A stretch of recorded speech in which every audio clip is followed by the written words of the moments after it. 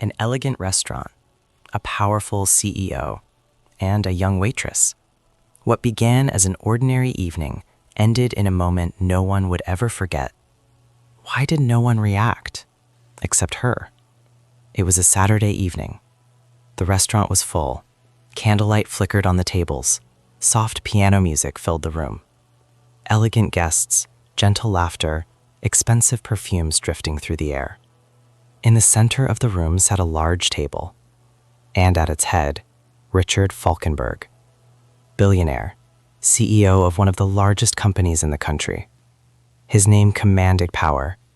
His gaze was cold. His laugh was loud. Business partners surrounded him, politicians, a few influencers. And then she came, Alina, the waitress. Slightly nervous but friendly. She wore a simple black dress and a clean white apron. Her hair was pulled back in a neat braid. She approached the table slowly. "Good evening. May I take your order?" Her voice was quiet, professional. Richard glanced at her briefly. Then a grin spread across his face. A dangerous grin. "Oh, look," he said loudly. "The waitress can talk. I thought she was only here to make us smile." Laughter erupted around the table. One man nearly spat out his wine. A woman covered her mouth, giggling. Alina said nothing, but her fingers trembled slightly. She glanced down at the floor for a moment, then looked back up. "What may I bring you?" Her voice remained calm, but her eyes didn't shine with joy anymore. Only shame.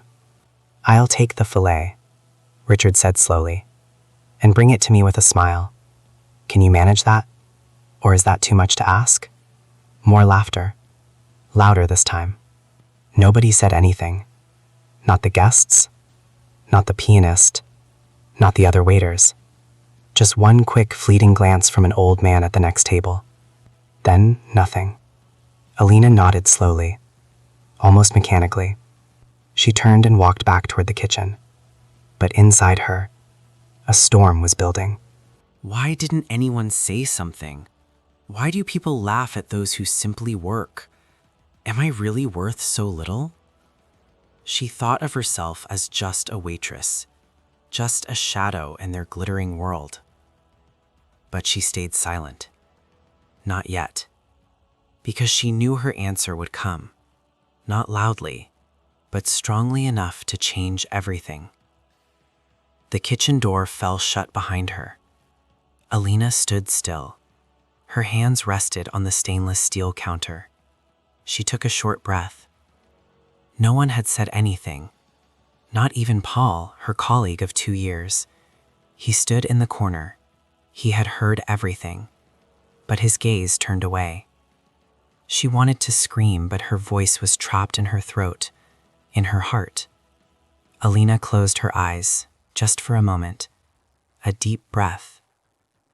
Then she stepped forward again.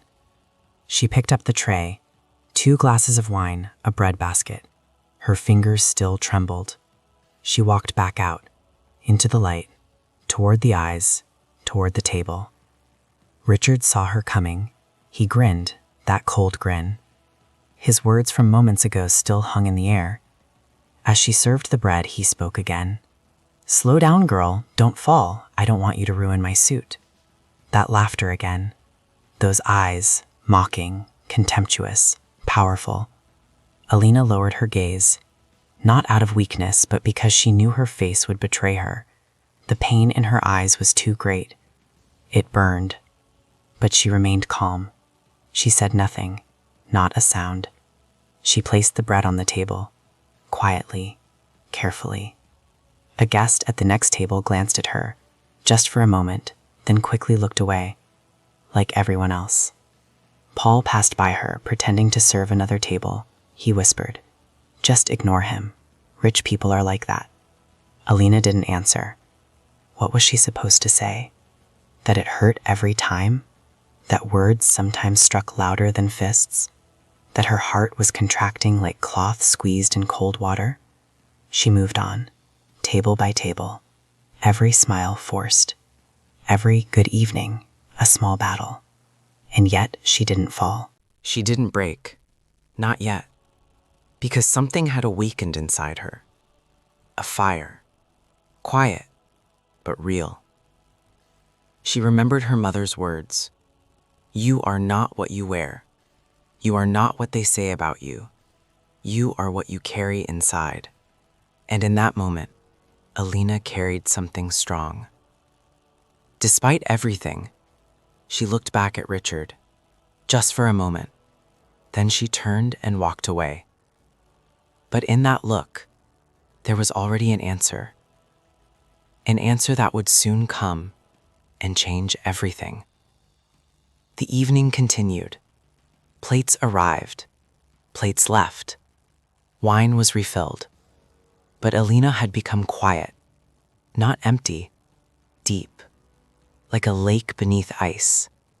No one could see what moved inside her, but she felt every sting. She approached Richard's table again, the wine bottle in her hand. She forced herself to smile, not for him, but for herself, because she wanted to be strong, because she didn't want to lose herself. The table was loud. Jokes flew. Cheers erupted. High-pitched laughter. She filled his glass. Careful. Professional. Just as she had learned. But then, he raised his hand suddenly. He looked directly at her and said, loudly and slowly, "Do you know what I think?" A few guests looked up curiously. Alina paused. She said nothing. Richard leaned back. People like you, he let the words hang in the air. People like you should be grateful that there are people like us. Otherwise, you'd be out on the street. Silence. A moment where everything stood still. Not a glass moved. No laughter. Only that sentence. Hard as a slap to the face. Alina looked at him. Just for a moment. No anger in her eyes. Not even a smile. Something else. Something deeper. A silent pain. A broken but undefeated heart. She placed the glass in front of him. Slowly, with a steady hand. Then she said nothing. Not a word. Just a nod. Almost as if to say, I understand. But what exactly? Only she knew. Richard laughed, satisfied with his effect. A few at the table joined in, but something was different. The laughter sounded emptier, hollow. A man further back lowered his gaze. A woman turned away. Nobody said anything, but the air grew heavy, like before a storm. Alina walked on, but something inside her had broken. Not her dignity, but her belief that people with power also carried humanity. She thought of her brother. He had always said, Alina, people will eventually show you their true colors. Be strong when they do. And today, Richard Falkenberg had shown his face, clearer than any mask. She remained silent, but her silence was loud, louder than any protest, because it held the truth, and the truth would catch up with him soon. It was later in the evening. The voices in the restaurant had grown quieter. The laughter had subsided. Only the clinking of cutlery and the soft murmur of guests remained. Alina stood at the counter. She looked at her hands. They were still now, finally, but inside something stirred. Not rage, but a deep, painful clarity. Today she had seen something she would never forget. Richard Falkenberg still sat at his table, smug, satisfied, victory assured. He waved. Another glass, he called out arrogantly. Alina took a deep breath. Then she picked up the bottle and walked to the table. Slowly, every step deliberate. Not like a servant, but like a woman who had something to say. She placed the glass down, poured the wine.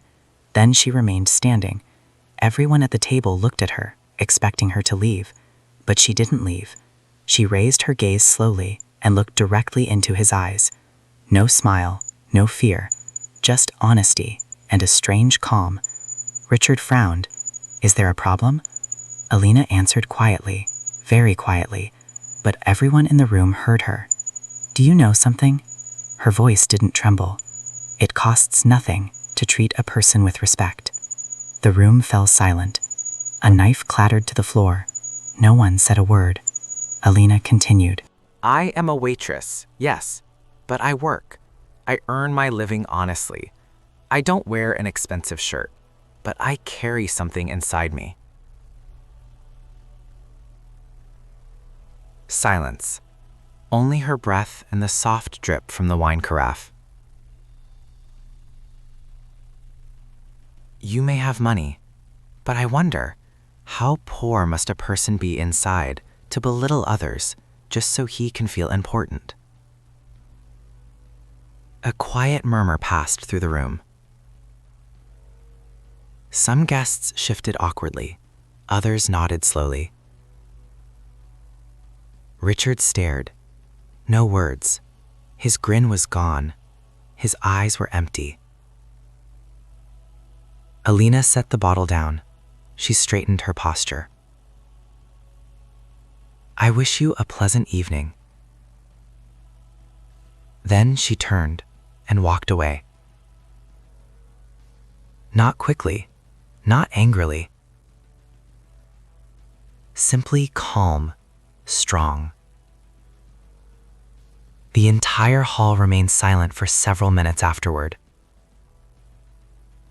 No laughter, no music, only respect. An old man at the next table began to clap, quietly.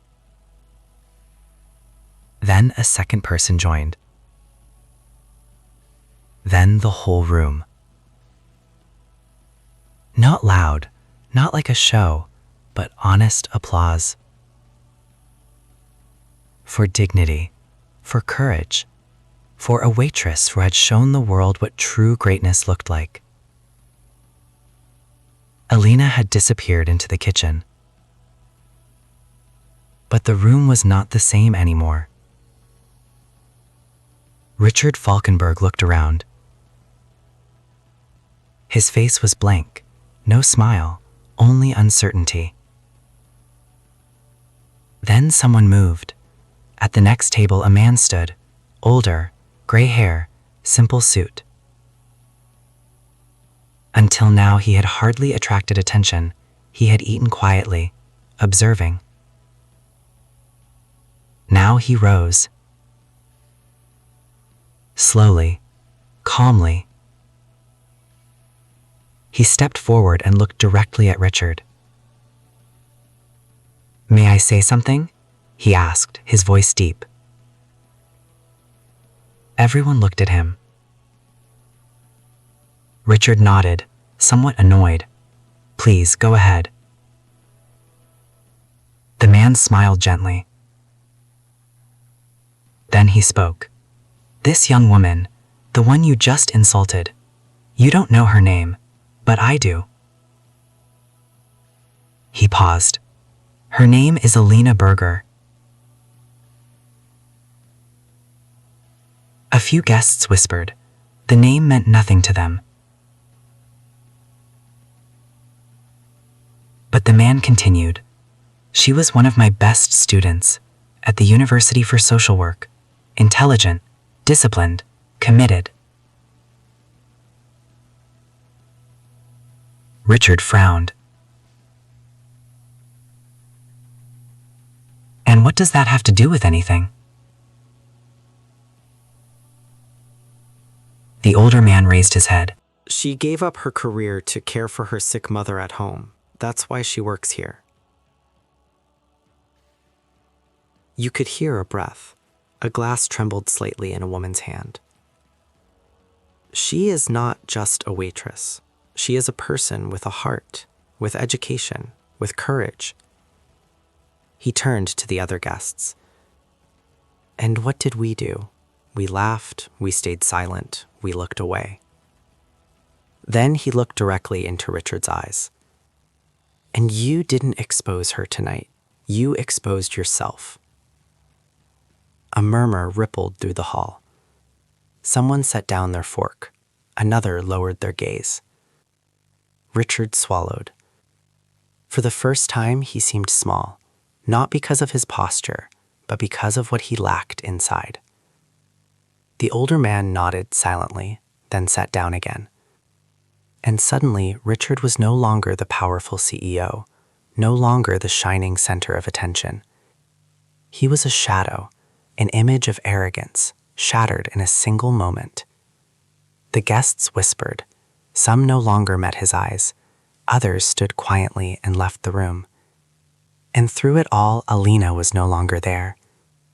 But her voice, her dignity, her gaze, they remained. Like a mirror in which everyone saw themselves. The old professor had sat down. The room was frozen. No one moved. No glass, no spoon, no laughter. Then, a quiet sound. A single clap. A woman by the window. Older, her eyes glistening. She didn't clap loudly, but with feeling. Another guest joined, then a third. And suddenly the entire hall filled with applause. Not for wealth, not for power, but for dignity, for courage, for Alina. The kitchen door opened. Alina stepped out hesitantly. She didn't know what was happening. Her brow furrowed. Then she saw it. All the guests were standing, clapping, looking at her with expressions she had never expected.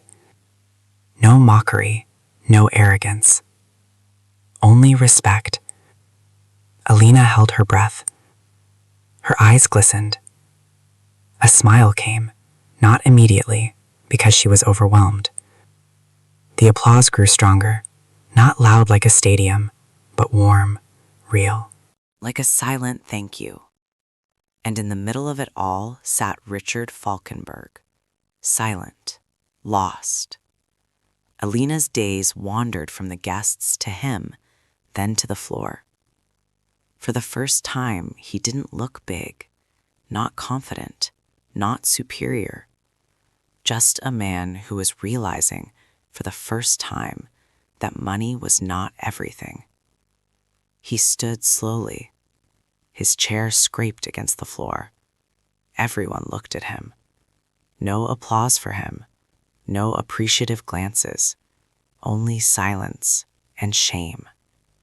He picked up his jacket, walked toward the door, and left the restaurant, without a word, without a final grin, only with a face that suddenly looked very old. Alina stood in the middle of the room, hands resting on her apron. An older lady approached and gently touched her shoulder. "You showed us tonight what true strength means." Alina nodded once. Then the guests began to leave, not loudly, not quickly, but calmly, thoughtfully. And as the lights grew dim, Alina remained, still standing there, alone, but no longer small, no longer invisible, because that evening she was the greatest person in the room, without money, without power, only with heart. Some people have little, but carry more than any rich person ever could. What would you have done in this situation? Write it in the comments.